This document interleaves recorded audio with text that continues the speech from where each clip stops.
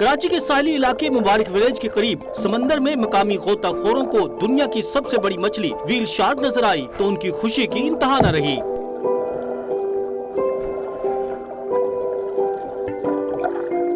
मकामी गोताखोर प्यार अली बलोच, दिलजान बलोच और कलंदर बख्श शिकार के लिए समंदर में मौजूद थे कि इस दौरान उन्हें ये व्हील शार्क दिखाई दी, जिसके बाद गोताखोरों ने इसके साथ खूब तैराकी की।